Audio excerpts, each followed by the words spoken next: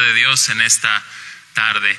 Antes de tener la predicación, queremos también saber si alguien está interesado. Estamos dando en este año unos libritos de notas, unas pequeñas libros de notas para aquellos que están allá. Eric, ¿me ayudas? Están allá atrás una caja. Le pueden levantar su mano. Hay algunos que ya lo tienen ahí listo con su pluma para apuntar, tener las notas del sermón. La idea que queremos es que podamos, entre más atención tenemos, entre más sentidos ocupamos, más podemos captar, más información se nos va a quedar. Y no solo eso, sino que queremos crecer en nuestro conocimiento de la palabra del Señor. Así que levante su mano si usted quiere un librito de notas como este. Esteban, ¿lo puedes levantar como ese? Alguien, es gratis, no tiene ningún costo. Si tú no tienes uno, puedes recibirlo para llevar las notas del sermón. Alguien que levante su mano y pueda recibirlo ahí. Ahí están, manos levantadas para tenerlos. Si nos ayudan ahí atrás, Sergio, Miguel, para hacer llegar estos blocs de notas.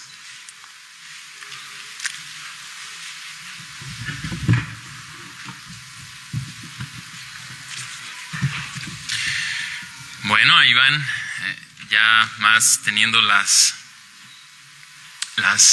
blogs para las notas, y vamos a prepararnos para la predicación.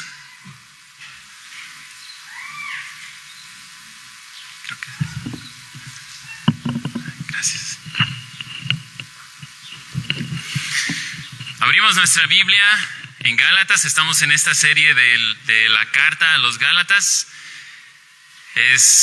Estamos ya en la recta final, capítulo 5, tiene 6 capítulos esta carta que fue escrita por el apóstol Pablo a las iglesias de la región de Galacia. Así que abrimos nuestra Biblia y en Gálatas 5, versículos 7 al 15. Yo voy a leer en una versión textual. En esta ocasión elegí esta versión porque creía lo más apropiado, pero tú búscalo en tu Biblia. No importa si es una versión diferente, pero identifica lo que el texto nos dice el día de hoy, y cómo vamos a empezar justamente leyendo el pasaje de Gálatas 5:7 al 15. Gálatas 5:7 al 15. Dice así, ustedes síganme con su vista. Ustedes estaban corriendo bien. ¿Quién se les atravesó y les cortó el paso para persuadirlos de la verdad? Esta persuasión no vino del que los llamó. Un poco de levadura hace que toda la masa se leude. Estoy persuadido en el Señor de que no pensarán otra cosa, pero el que los está perturbando cargará con la culpa quien quiera que sea. Versículo 11. En cuanto a mí, mi querida familia, si todavía anunciara la circuncisión, ¿por qué aún hay gente persiguiéndome? Si estuviera el escándalo de la cruz hubiera sido neutralizado. Si tan solo esos que están causándoles problemas se lo cortaran todo. Cuando Dios los llamó, mi querida familia, los llamó para hacerlos libres. Pero no deben usar su libertad como una oportunidad para la carne, más bien deben convertirse en esclavos los unos de los otros a través del amor. Porque toda la ley se resume en una palabra, es decir, esta: ama a tu prójimo como a ti mismo. Pero si se muerden entre sí y se devoran entre sí, cuidado, podrían terminar destruyéndose los unos a los otros. Gálatas 5:7 al 15, oremos. Señor, en humildad venimos hoy para suplicarte tu misericordia y que nos ayudes y nos concedas a abrir nuestros oídos, abrir nuestros ojos para escuchar tu palabra en esta tarde, y también nuestros ojos puedan ver la gloria de Cristo una vez más. La gloria de Cristo manifestada en esta verdad gloriosa de que ahora como hijos tuyos somos llamados a libertad. Ayúdanos, Señor, a ver qué eso significa, y ayúdanos, Señor, por medio de tu Espíritu Santo, trae convicción para que esta verdad sea realidad en nosotros. Espíritu Santo, desciende hoy entre nosotros y háblanos y haz esa obra que es imposible para nosotros hacer. Ayúdanos, te pedimos humildemente, en Cristo Jesús. Amén. Nunca imaginé que Napoleón Bonaparte dijera las siguientes palabras. La verdad, la primera vez que yo escuché que Napoleón dijo eso, me quedé un poco sorprendido, pero dijo esto: en verdad les digo que Alejandro Magno, Augusto César y yo hemos fundado grandes imperios, pero ¿de qué dependieron estas creaciones de nuestro ingenio? De la fuerza. Jesús por sí solo fundó su imperio por medio del amor, y hasta el día de hoy millones morirían por él. Estas fueron las palabras de Napoleón Bonaparte en uno de sus escritos hablando sobre la deidad de Jesús. Pero lo que asombra es que él reconoce que él, como otros imperialistas, formaron grandes imperios a través de la fuerza, del autoritarismo. Sin embargo, Jesús hasta el día de hoy tiene seguidores, Napoleón no. Bueno, hasta donde yo sé, ¿verdad? Pero Jesús sí. Ha tenido y tiene seguidores que por medio del amor hasta el día de hoy le siguen y están dispuestos a dar su vida por él. Esto es paradójicamente contrario. Lo que quiero resaltar aquí es la paradoja de cómo a través, el llamado del Evangelio para aquellas personas que escuchan la predicación del Evangelio es justamente, como leímos hoy, que toda la ley se cumple en amar. Ahora, vamos a tratar de en estos minutos explicar a qué significa esto, porque también ciertamente hoy en día hay tantas voces que confunden muchas veces qué significa esto de amar o qué significa de la libertad. Y de hecho hay varias cosas en el pasaje que nos tomarían mucho tiempo poder abundar y explicar, pero el día de hoy estaremos justamente viendo la idea más central del pasaje que nos toca hoy. Está resumida en una frase, pero antes de la frase que resume el sermón, justamente elegí el título libres para esclavitud. Y este título justamente tiene la intención de que parece como una contradicción, ¿verdad? Como libres para esclavitud. O soy libre o soy esclavo. Pero justamente lo que vamos a ver hoy es a qué se refiere esta libertad que Cristo enseña a los suyos, aquellos que han creído en Jesús, que dicen seguir a Jesús. No lo digo yo, lo dice la Escritura, y yo sé que tú estás aquí y quiero que hagas de lado un poco lo que yo pueda decir y separes lo que es mi opinión a lo que la Biblia dice, para que tú tomes lo que la Biblia dice como tu propia convicción. No se trata de explicar opiniones acerca de este tema. Sí, voy a explicar lo que yo creo que significa. Hicimos labor de investigar el significado del texto y aplicarlo, haciendo esas aplicaciones de cómo este texto, lo que significa, tiene que ver con nosotros. Así que he resumido el sermón en esta frase, que es la siguiente: Cristo te libertó. Para ti que has decidido seguir a Cristo por la sola fe, por la sola gracia, por solamente la obra de Cristo, Cristo te libertó para que su ley se cumpla en tu vida. Te libertó para que su ley sea realidad en ti. ¿Cómo? Amando a Dios y amando al prójimo. La dificultad, creo, radica justamente en este punto. En cómo Pablo hace esta advertencia: tengan cuidado de no usar esa libertad para hacer lo que quieren, sino realmente va a explicarnos cómo en el creyente se cumple la ley verdaderamente. Y entonces, cuando se cumple, ¿cómo se ve ese cumplimiento? Lo resume, lo sintetiza en esta solo mandato. El texto nos dice amar al prójimo. Y yo incluí ahí amar a Dios y al prójimo, porque ahorita más lo voy a aclarar, ¿verdad? Pero esta es la idea resumida. Entonces, la idea, si quieres anotar ahí, ¿cuál es la idea central del pasaje? ¿Qué es lo que vemos en este pasaje? Justamente se resume en esta frase y se dividen en dos ideas principales, 2 puntos, el sermón de hoy. El primero de ellos es los perturbadores y su persuasión. Los versículos 7 al 12, dividimos el pasaje en las ideas más dominantes, y la primera parte creo que trata sobre este asunto, que hay unos que están perturbando la iglesia y cómo están persuadiendo a la iglesia. Justamente hemos visto en el libro de los Gálatas, en la carta de los Gálatas, cómo Pablo, al corto tiempo de 16, 17 años, la iglesia de los Gálatas se estaba alejando de la verdad del evangelio, de la pureza del evangelio. Estaban añadiendo la circuncisión de manera más particular.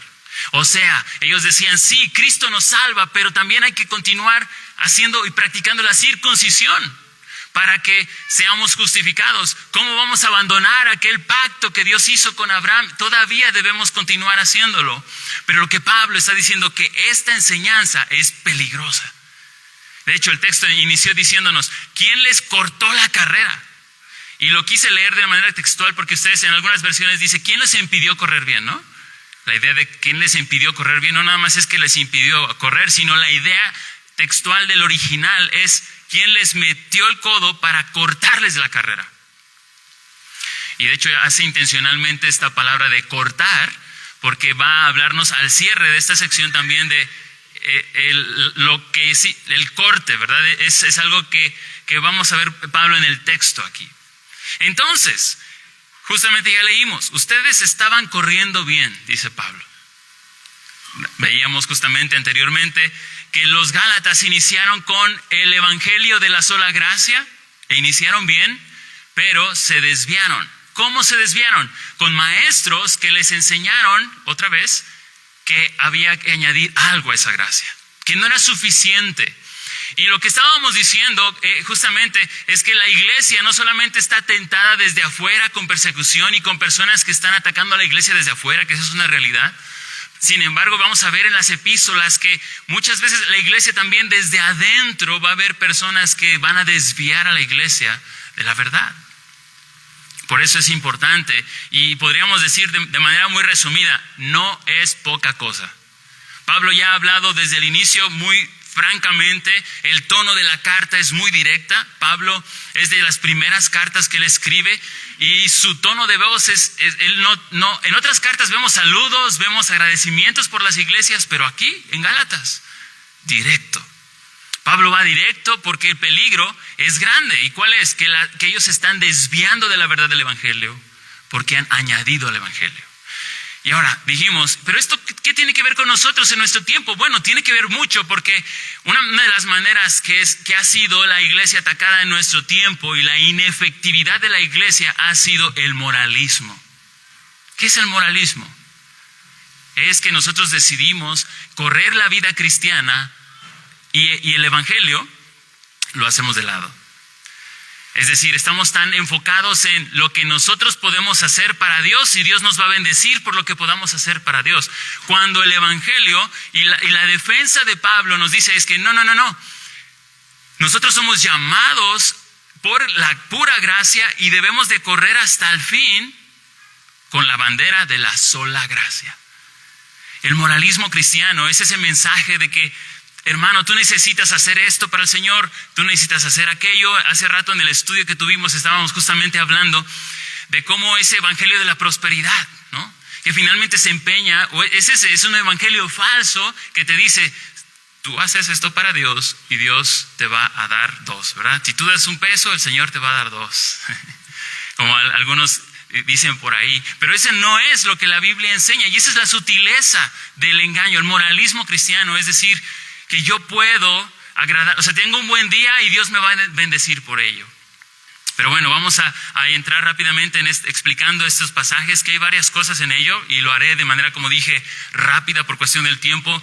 No tenemos mucho tiempo para abundar con detalle en ciertas cosas, pero sí queremos ver lo que es más esencial en el pasaje. Versículo 7 dice, ustedes estaban corriendo bien, ¿quién se les atravesó y les cortó el paso para persuadirlos de la verdad? Pablo justamente dice eso, hay una persuasión para alejarlos, cortarlos del camino de la verdad.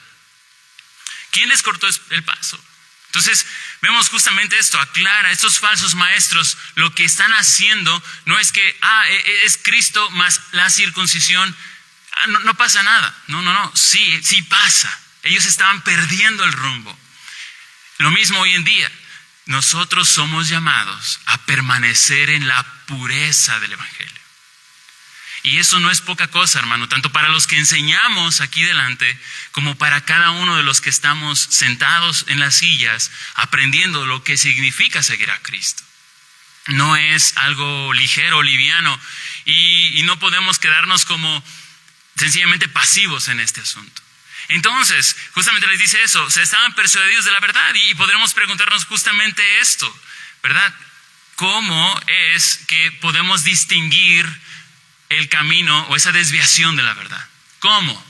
Nuestra propia inteligencia, nuestra propia sabiduría. Bueno, vamos a ver que ese camino de la verdad nos ha sido revelado por las Escrituras. La última la autoridad final, la que tiene palabra final en todo asunto, siempre será la Biblia. No nuestra opinión, no los maestros que enseñen, es la Escritura. Aquí quiero hacer una aplicación muy corta, que es, hermanos, una vez más, este año conozcamos más al Señor por cómo se revela en su palabra. Busquémosle desde temprano. No lo tomemos a la ligera. Hay disciplinas, y también mucho cuidado con dejar que la disciplina sea el enfoque. Vamos a ver que el Evangelio nos recuerda nuestra debilidad, nuestra incapacidad. ¿Para qué? Para correr a la fuente del poder. Estamos en Gálatas, si recuerda un pasaje muy conocido. Dice justamente el pasaje de Gálatas más adelante en 5:16, que el espíritu y la carne se oponen para que no hagamos lo que quisiéramos. Gálatas nos ha dicho una y otra vez en varias ocasiones que es por el poder del Espíritu, es el Espíritu morando ahora en el creyente que hace posible que esta verdad sea una realidad en nosotros. Es decir, cualquier persona que pretende seguir a Cristo o que sea una realidad, esta verdad en él, si no ha nacido de nuevo, no hay posibilidad. Pudiera conformarse externamente, pero si no ha nacido de nuevo, esto no será una realidad. Versículo 8. Esta persuasión no vino del que los llamó. Ahí hay una exclamación de Pablo diciendo, cuidado, esto no viene de Cristo. ¿Cómo podemos saber cuando esto viene de Cristo o no viene de Cristo? Justamente lo que estamos viendo en continuidad. Lo comparamos o lo vemos que sí es en verdad lo que la Biblia enseña. ¿Cierto? Hoy en día hay personas que dicen, yo sigo esta religión o yo sigo esto, pero finalmente el llamado es, bueno, ¿cómo sabes que eso es la verdad? Lo tienes que ver si en verdad lo dice o no lo dice la Escritura, ¿verdad? No los defensores de esa religión, no, si en verdad la Biblia está enseñando eso o esa doctrina que tú estás siguiendo. Entonces no es poca cosa. Esta persuasión no viene de Cristo, y entonces es justamente lo que nosotros queremos en este año procurar como iglesia crecer en dos cosas, familia. Una, estamos buscando que las reuniones entre semana que tengamos en los estudios con las damas que tienen los miércoles, están teniendo un tiempo para estudiar Primera de Pedro. Y están creciendo en su manera de conocer esta carta, qué es lo que significa realmente, cómo poder decir, esto, yo sé que esto sí dice el texto. Hermanas, ese es el punto. Familia, varones igual, ¿verdad? Lo que pretendemos hacer en este año es que podamos crecer en la vida discipular, en que nos acompañemos uno a uno y poder en ese acompañamiento juntos estarnos preguntando, ¿cómo vamos? Estamos leyendo, estamos conociendo a Dios, y no son solamente cosas externas como leer más la Biblia, sino si estamos leyendo la Biblia y al leer la Biblia nuestro corazón realmente está conociendo más el amor de Cristo que está expresado en las Escrituras. Lo hemos comentado anteriormente aquí, ¿verdad? Desde el Génesis hasta el Apocalipsis, una y otra vez, desde el Génesis hasta el Apocalipsis nos está apuntando al Cordero, a Cristo. Por ejemplo, cuando leemos la historia de David y Goliat, podríamos leer la historia de David y Goliat y decir, bueno, yo quiero ser como David, valiente, que tiene fe, Bueno, sí, eso podemos ver ahí, pero ¿sabe que la historia de David y Goliat tiene un propósito más grande, que es mostrarnos, anticiparnos a él, David, a aquel que vencería al gigante y le cortaría la cabeza al enemigo imposible de vencer, es decir, la muerte? ¿Y quién es ese personaje? No fue David. Espero me estoy explicando. Que la historia de David y Goliat no solamente trata de ser como David. Eso es moralismo. Sé como David. No seas como Saúl. Pero el mensaje de la Biblia va más profundo. Te muestra y te anticipa a aquel que vencería el pecado y la muerte en una cruz. Y ese se llama Cristo Jesús. Y eso lo anticipa el libro de Samuel. Y eso lo anticipa otros pasajes de la Escritura. Queremos verlo desde Génesis hasta Apocalipsis, que es el mensaje de amor para nosotros.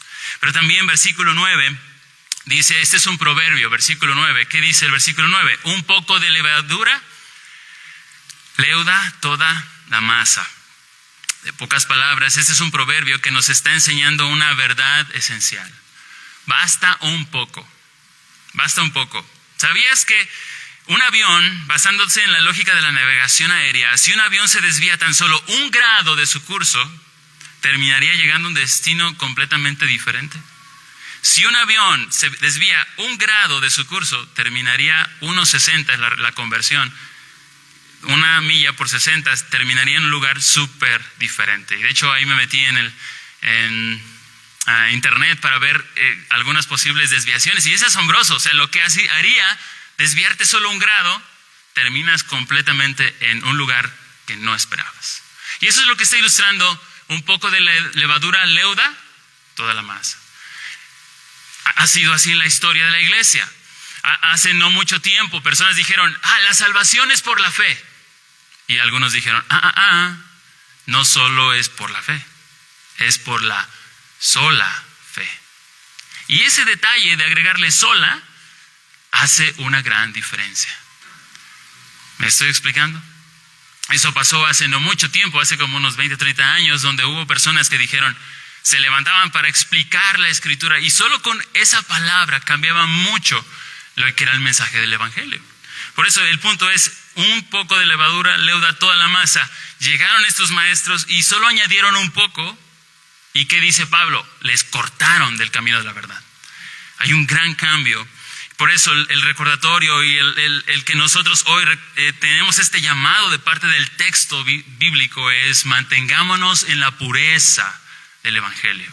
La pureza del Evangelio.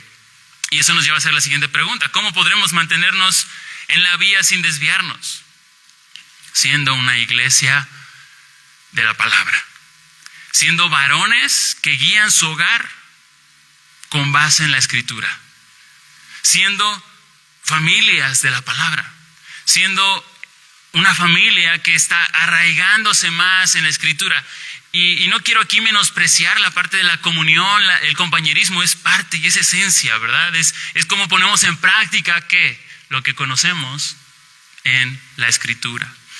Versículo 10 dice: estoy persuadido que en el Señor, de que no pensarán otra cosa, pero el que los está perturbando cargará con la culpa a quien quiera que sea. Está diciendo Pablo con esto, él está seguro. En el Señor, no nada más dice, estoy seguro que así va a ser, sino en el Señor está seguro que los verdaderos creyentes seguirán firmes en la verdad. Está hablando de una iglesia que está siendo engañada, pero él sabe que finalmente Dios va a sostener a los que sí son suyos en ese lugar. Y por eso él da la advertencia y hace la separación. Estos que los persuaden, dice, ojalá sean cortados, y muy probablemente hace referencia a sean cortados del pueblo de Dios. Pero lo que está diciendo justamente, y ustedes Gálatas, ustedes creyentes que están ahí en la iglesia, estoy persuadido de que no pensarán otra cosa. O sea, que van a escuchar el mensaje del apóstol aclarando la verdad del Evangelio. Entonces, hay una frase que se popularizó un poco después de la Reforma de la iglesia, cuando fue reformada. Es la siguiente, la estoy traduciendo. Lo que quiere decir es esto: la iglesia siempre se está reformando a la palabra de Dios. Ecclesia reformata sempre reformanda secundum verbum Dei. Eso es el latín y yo estoy seguro que no entendía más que quizá alguna que otra palabra. Ecclesia reformata semper reformanda. O sea, la iglesia siempre se está reformando. Y esto debe llamar nuestra atención. No quiere decir que ya llegamos y que ya entendimos ya entendimos lo que es la Biblia, el Evangelio. La iglesia constantemente está yendo a la palabra para conformarse a la palabra. Eso es lo que está diciendo. La iglesia debe estar constantemente creciendo en la palabra, conformándose a las escrituras. Una iglesia bíblica no es porque tiene el título de bíblica ahí en su logo, sino una iglesia bíblica es una iglesia porque está constantemente conformándose a la escritura. Hermanos, ¿cómo sería que un día nosotros, en esa conformidad a la escritura, crezcamos en amarnos unos a otros? O por decirlo de otra manera, ¿nos hace falta amor entre nosotros? Y algunos están así como, sí, y otros quizá no. Solo por poner esa referencia, ¿nos falta crecer como iglesia? ¿Nos falta crecer en amor entre nosotros? Claro que sí. ¿Por qué estamos aquí? Porque necesitamos ser conformados a la Escritura. Dice la Escritura que es como un espejo que revelan aquello que necesitamos ajustar. Pero ¿de qué sirve que vayamos al espejo y sigamos como nos vimos ahí? No, el propósito es que podamos vernos en el espejo, podamos ayudarnos unos a otros a correr bien esta carrera. Entonces, por el tiempo voy a avanzar. Versículo 11. ¿Alguien me ayuda a versículo 11, por favor? Leyendo Gálatas 5:11.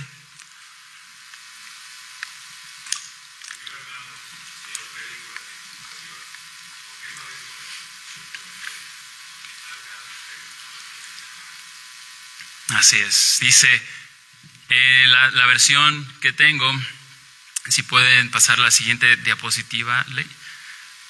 Ahí está el versículo 11, dice, una más. Ahí está. En cuanto a mí, mi querida familia, es lo que podría traducirse muy literal. Si todavía anunciara la circuncisión, ¿por qué aún hay gente persiguiéndome?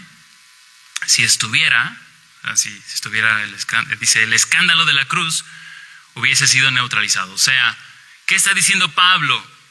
Le siguen persiguiendo por predicar el evangelio de la sola gracia, el evangelio de Cristo. Cosa que no está sucediendo con los opositores, ¿verdad? Ese es el punto. Pablo está distinguiendo. Y aquí nada más tomar mi atención en este asunto. Pablo lo llama el escándalo de la cruz. Pablo hace mucho esto en sus escritos. Toma frases para condensar verdades profundas, como lo hacía el Señor Jesús. El escándalo de la cruz, ¿por qué? Porque como vimos, como decía en 1 Corintios, para los gentiles la cruz es locura. ¿Cómo vas a salvar el mundo por medio de la muerte de una persona, un carpintero? Por eso para muchos fue como, ¿qué? ¿Recuerdas a Pablo que estuvo ahí en el Coliseo Romano y cuando escucharon de la resurrección y cuando escucharon de la cruz decían, no es así? O sea, es locura para los gentiles, el escándalo de la cruz. Y lo mismo como lo vemos en la vida del Señor Jesús. Ha habido oposición, siempre al mensaje del evangelio va a haber oposición. El libro de los Hechos es prueba de ello. Predican, la iglesia empieza a crecer y empiezan a difundir el evangelio, pero empiezan a levantarse opositores, perseguidores. Y lo que está dejando aquí en claro Pablo es, yo sigo predicando el evangelio de la sola gracia, el evangelio de la cruz de Cristo. Nosotros somos salvos porque Cristo murió en esa cruz y nada más. No hay nada que nosotros podamos hacer, hermanos. Yo recuerdo hace años en mi vida que yo sí luchaba con esta parte. Entendía, sí, soy salvo por gracia, pero yo ahora también tengo que luchar por mi vida cristiana y hacía de lado el evangelio. Cuando el evangelio es predicado con fidelidad, habrá verdadera libertad, que es lo que vamos a ver en un momento más. Habrá verdadera libertad, una libertad, y por tanto habrá oposición. Así como nuestro Señor Jesucristo experimentó oposición como el perfecto profeta, fue perseguido como muchos de los otros profetas. Y eso sí lo vemos con el apóstol Pablo enseñando justamente en esto. Pero versículo 12, terminando esta sección, dice, justamente el versículo 12.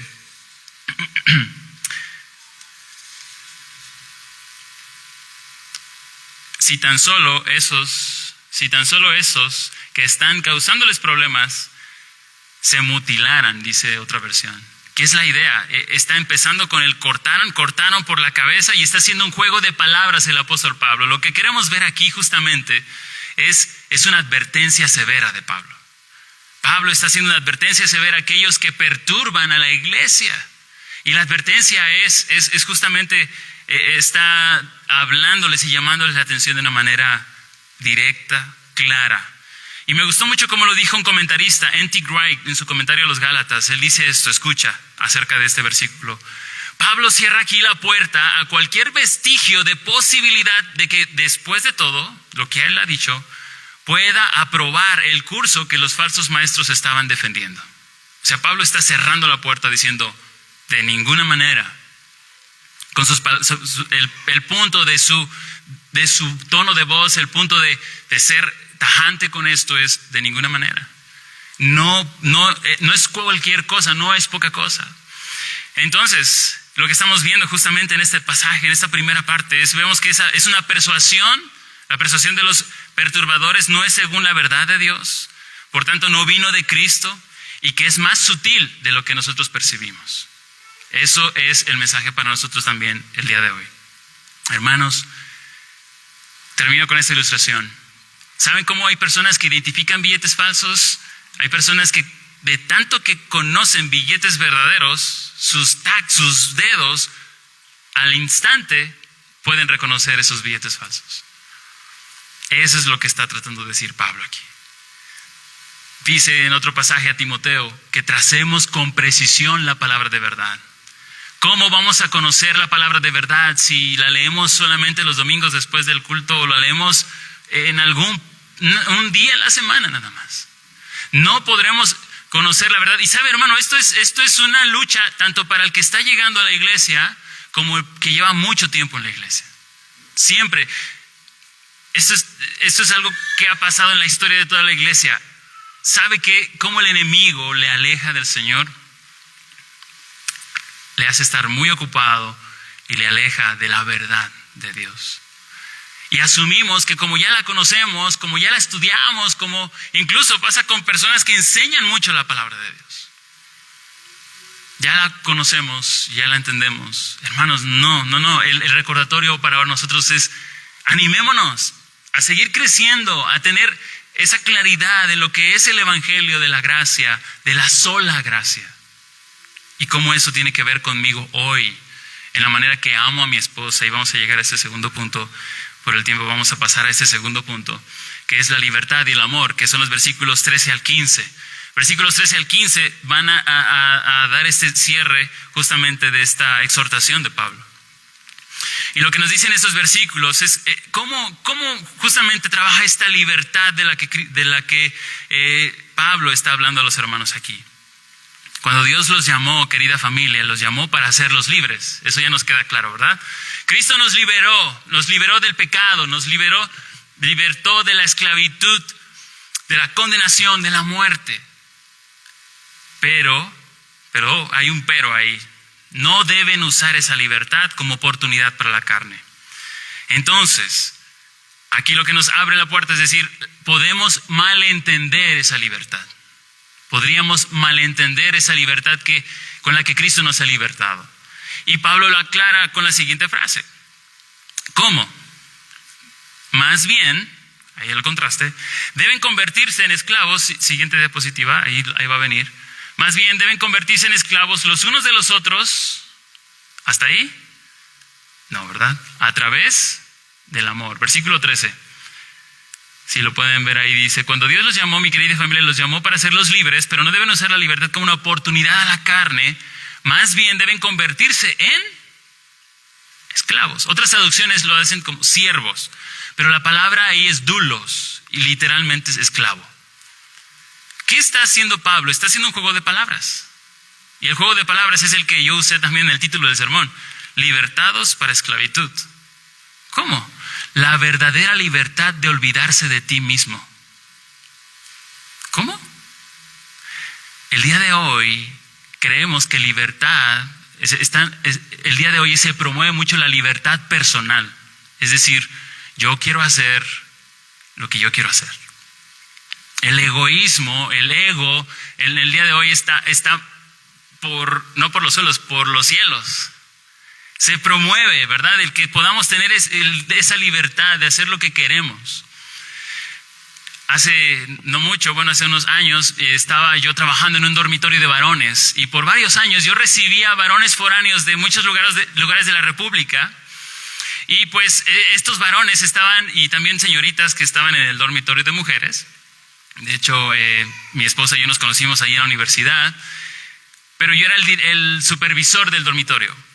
Y muchas veces conocíamos a diferentes jóvenes, pero algo que era casi común en todos ellos es que pues ellos llegaban con nosotros y estaban bajo nuestro cuidado. No podían salir cuando querían, no podían hacer lo que querían, pero no les gustaba para nada que les dijéramos qué era lo que teníamos que hacer aquí, ¿verdad? Todos querían, de hecho, estaban esperando, ellos decían, libertad, quiero salir del dormi para hacer lo que yo quiera. Y era algo que se promovía y algo que se buscaba allí. Justamente jóvenes maduros, quizá algunos de ellos no salvos, pero de ellos que estaban pidiendo, creían que la libertad verdadera en ellos era yo quiero hacer lo que yo quiero. Y yo creo que todos de alguna manera nos identificamos con esto, ¿verdad? En alguna parte de nuestra vida, quizá ahora más grandes entendemos que no podemos hacer lo que queremos porque pueden haber consecuencias. Pero cuando éramos más chavales, más jóvenes, ¿verdad? Que queríamos ya crecer para poder manejar. O queríamos, eso de libertad, de hacer lo que yo, y no solo manejar, ¿verdad? Poder retar un poco al vehículo o hacer lo que queremos. Pero ese es el punto de Pablo aquí. La verdadera libertad no es hacer lo que tú quieres. La verdadera libertad es amar. Amar como has sido amado por Cristo.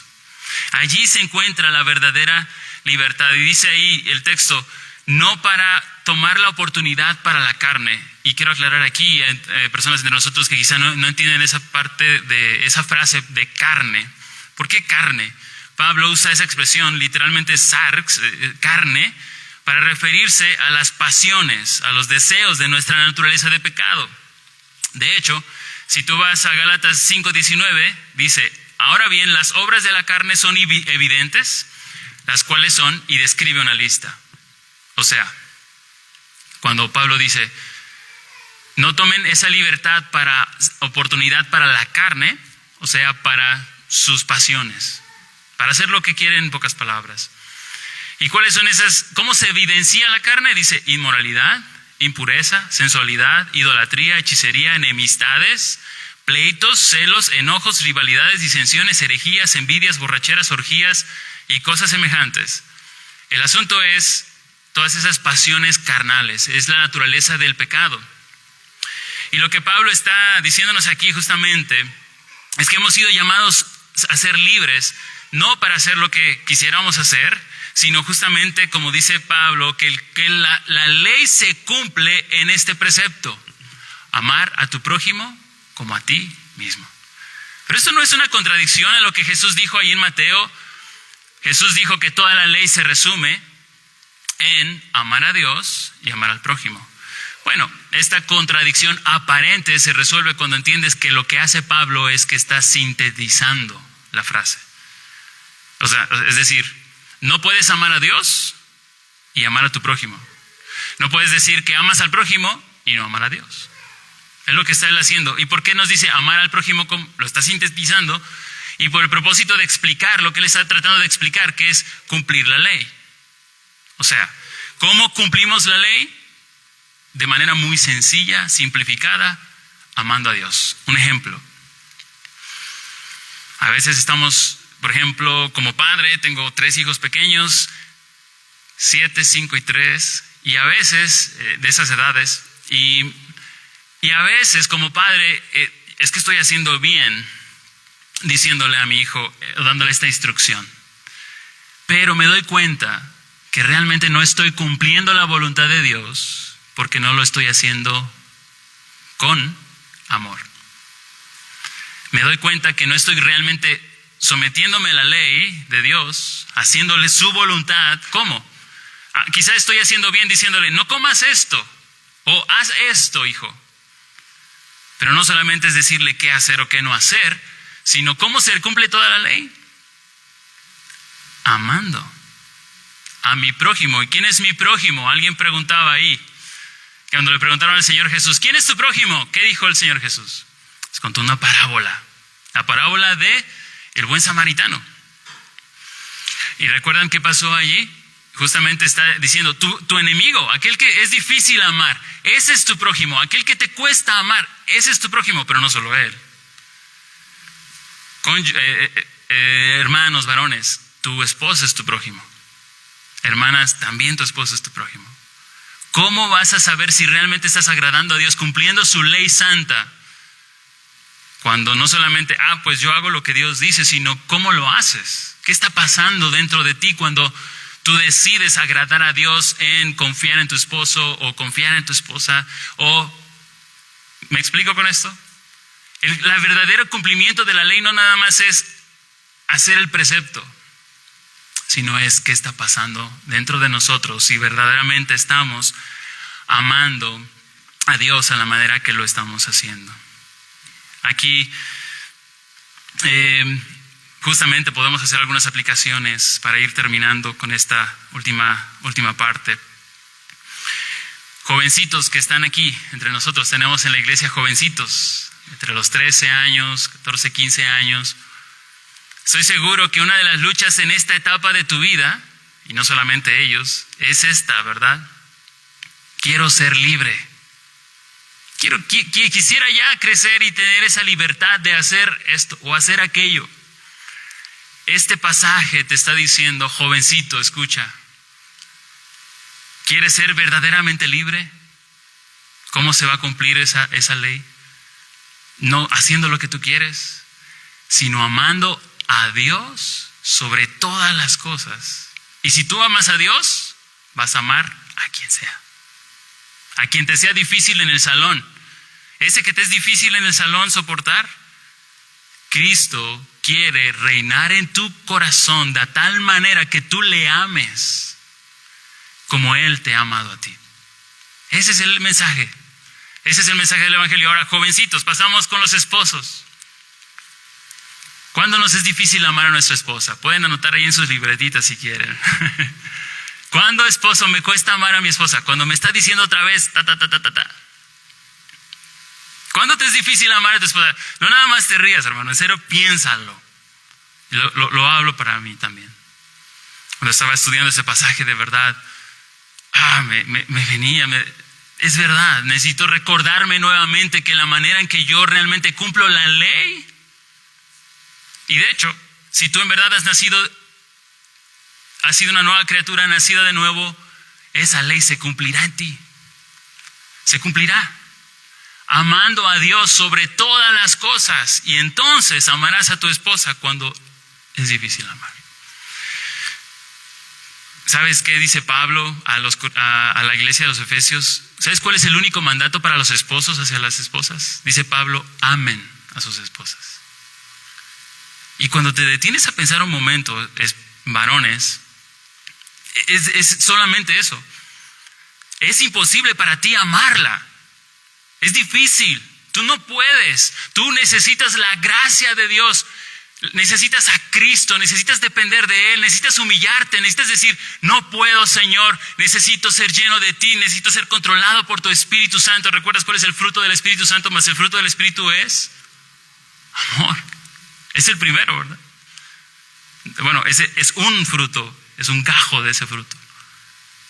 Hermano, esposo, ¿quieres cumplir la ley santa de Dios? De hecho, no usen la libertad para hacer lo que queremos. No.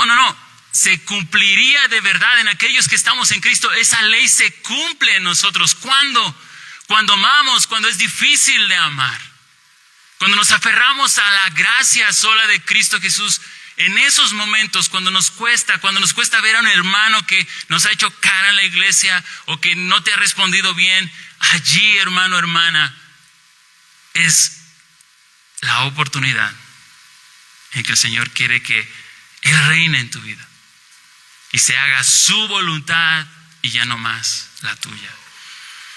Esposas, ¿cuándo te es difícil amar a tu esposo? No, hermano, pero este ni lo conoce, él ni es salvo, debes de decir, ¿verdad? Entonces, ¿tienes la excusa para no amarlo? ¿Recuerdas quién es tu prójimo? Pablo por eso lo sintetizó. ¿Quieres saber cómo se cumple la ley? En una sola palabra. Hasta están mayúsculas, no, aún así viene en la versión. Ama a tu prójimo como a ti mismo. ¿Por qué dice como a ti mismo? Porque lo natural en nosotros es amarnos. Es amarnos, por eso dice y contrasta. Así como te amas a ti, así como te cuidas, te provees, así como ves por ti, así Dios quiere que su ley se cumpla. Hermano, podríamos hacer muchas cosas para Dios, podríamos estar dando nuestro dinero, dando nuestras fuerzas, haciendo tantas cosas para Dios, pero hermano, espera un momento. Vea lo esencial de lo que es la voluntad de Dios. Por eso Jesús llegó con personas y, ¿recuerdas al rico? Yo he obedecido la ley desde que era muy joven y lo he hecho una y otra vez, pero ¿qué dice el Señor Jesús? ¿Dónde está tu corazón? No importa si tú externamente has hecho tantas cosas para Dios, en esto esencial, ¿en verdad Dios es tu primer amor? ¿Tú amas a Dios sobre todas las cosas? Ahora, quiero aclarar aquí, 2 minutos que me quedan. El amor que la Biblia habla, te das cuenta que es un imperativo. No te está diciendo, si sientes amar a Dios, te deben hacer amar a Dios. Es un mandato. ¿Por qué es un mandato? Porque está hablando del amor ágape. El amor ágape incluye tu decisión, tu voluntad, tu mente, tu corazón, tu voluntad. No nada más es, y como justo vimos la semana pasada en el texto que vimos, la fe que obra por el amor. ¿Qué inyecta ese amor? La fe. Conocer más a Dios, conocer quién es Dios, conocer más quién es Dios y qué hizo por ti. Va a inyectar en ti un amor que tú te vas a quedar, órale, yo no soy. Gloria a Dios, porque justamente eso es lo que Él quiere hacer. Así que terminamos contrastando, así como empezamos con Napoleón. Él estaba asombrado que hasta hoy en día había personas que estaban dispuestas a morir por Jesús, porque Jesús fundó un imperio por medio de, no la fuerza, sino del amor. Ese amor que da su vida. Tenía ahí pasajes de Primera de Juan que nos dice, el que no ama no ha conocido a Dios, porque Dios es amor. Pero dice ahí, nosotros le amamos a Él porque Él nos amó primero. La única esperanza que tú tienes para amar a tu cónyuge, a tu prójimo, a tu enemigo, al que es difícil de ver en la iglesia, quien sea, a tus hijos, verdaderamente, la única esperanza es que nuestro corazón rebose por conociendo el amor de Dios.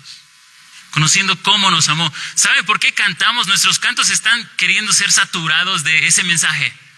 ¿Cuánto nos ha amado? ¿Cómo nos amó? ¿Cómo Él nos conoció? ¿Cómo Él nos buscó cuando nosotros no le buscábamos? Eso es lo que nosotros necesitamos, conocerle más por cómo Él se revela en su palabra. Oremos, Señor. Estamos aquí nuevamente en nuestras debilidades, en nuestras necedades. Somos egoístas. Lo natural en nosotros es ser egoístas. Es amarnos a nosotros mismos. Pero gloria a Dios por Jesucristo, porque Jesucristo llegó a nuestras vidas, nos libertó para que su ley se cumpla verdaderamente en nosotros, amándote a ti sobre todas las cosas y así amándonos unos a otros. Oh Señor, que el amor en tu iglesia crezca a tal punto que otros sean atraídos a ti. Oh Señor, en este mundo donde hay tanta división, donde hay tanta rivalidad, satúranos de tu evangelio, Señor.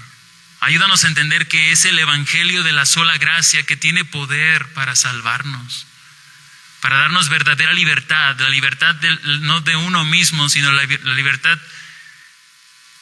para servir, para amar, ahí en nuestro hogar, nuestros hijos cuando es difícil amarlos, con nuestra esposa, con nuestro vecino, en nuestra iglesia. Oh Señor, quieras tú impactarnos con la verdad de tu palabra, empezando con los varones de esta iglesia, con las esposas, los hijos, las familias que tú has tomado para llamarnos a ser esta familia que has tomado. Danos la gracia, Señor, porque lo necesitamos y oramos en Cristo. Amén.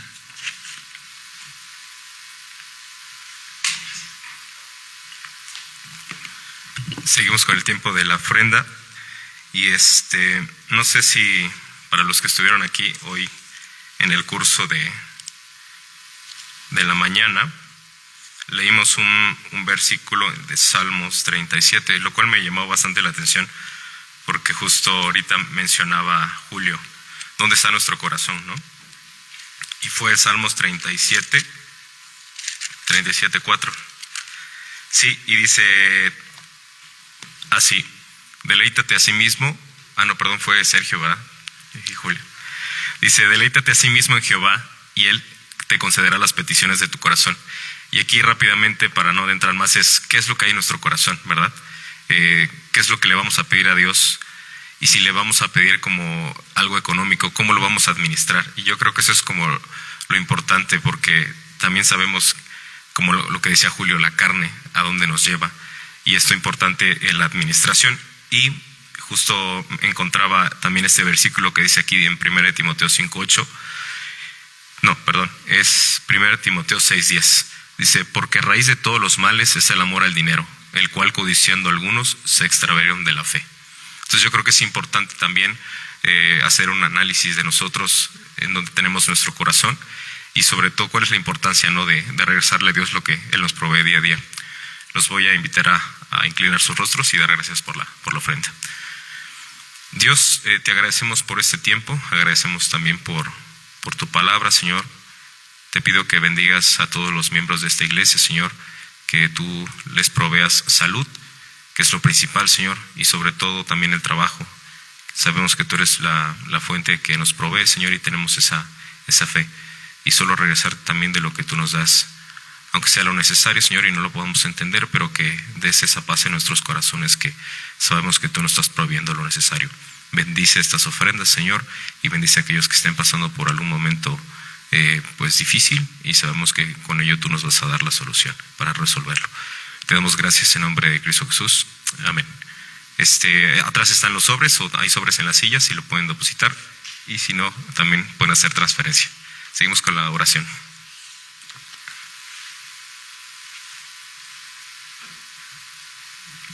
El día de hoy toca oración congregacional en grupos. Vamos a hacer grupos de 3-4 personas, donde podamos compartir 1 o 2 peticiones. Pero no nada más es tiempo para compartir peticiones, sino también es para llevar esas peticiones, llevarlas y orar. Si es necesario, ponerte una alarma. Y si puedes también y tienes ese tiempo en la semana y el Señor pone en tu corazón hablarle a esa persona y preguntarle ¿cómo vas? Pues también queremos fomentar y obtener esta oportunidad. Así que grupos de 3, si podemos salir del grupo ahí más íntimo que podamos tener, pero con otros más para que podamos orar juntos. Tenemos estos 5 o 7 minutos para orar juntos. Tomamos este tiempo. Gracias.